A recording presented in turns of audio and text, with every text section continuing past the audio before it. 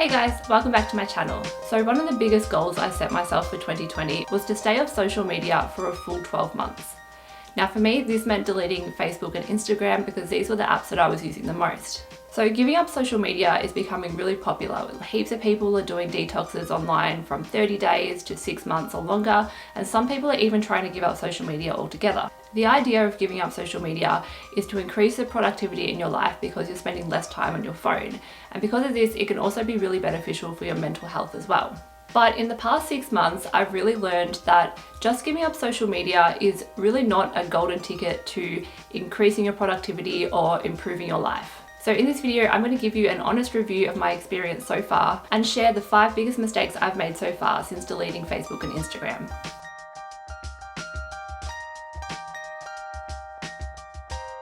So I quickly realized after deleting social media that my addiction to my phone was not only based around these apps that I was using all the time.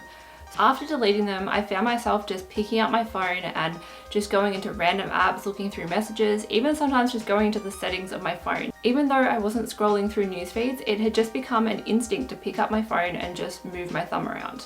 I think it's really important to actually limit your phone time altogether, and definitely deleting the apps that you're using the most can help with this, but it's not going to automatically break your phone addiction.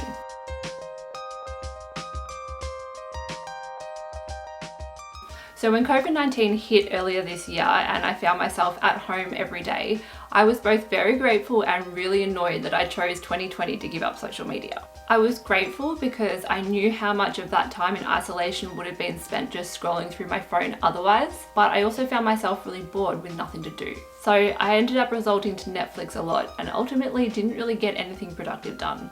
So it's great to set large goals, but it's also really important to make sure that you know what you're going to do with your extra time. You set a plan, you set some strategies, and continue to set daily goals so you don't just end up sitting around doing nothing.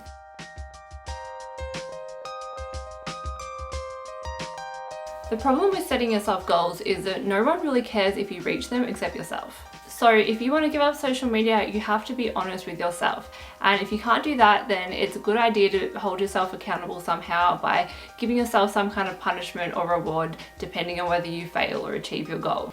There have been numerous times where I've been tempted just to have a quick scroll through Facebook and then just pretend that it never happened. Luckily, I never gave in, but now that I've started making YouTube videos again, I feel less tempted to do this. So now that I know that I've got somewhere to share my experience, it's given me more reason to actually see it through. So one of the worst things about giving up social media is that you feel really disconnected, and this has been even worse being in quarantine. But we really take it for granted how easy it is just to go online and catch up on what people have been doing without even talking to them. For a while, it didn't even cross my mind that instead of checking someone's Instagram page, I could actually just message that person and ask them how they've been. I think this is one of the really sad realities of the online world, because we feel really disconnected if we aren't able to go onto people's profiles and scroll through our feeds. But in reality, we're actually disconnecting ourselves from proper communication every day.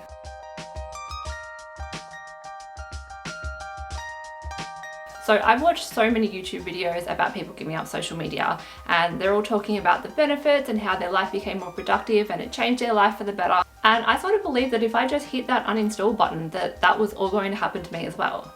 Firstly, just because one person strives from living without social media doesn't mean the next person will. Some people actually use social media really productively.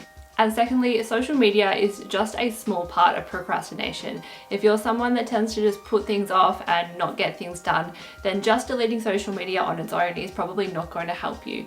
You really need to start setting yourself goals and showing more initiative in your life, and probably eliminating more distractions than just social media alone.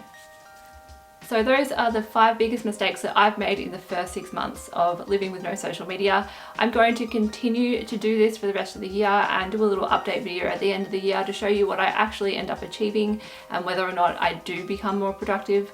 If you have tried to quit social media before and you've failed or you've succeeded, let me know down below. I'd love to know your experience. Thank you for watching another video, and I'll see you next time.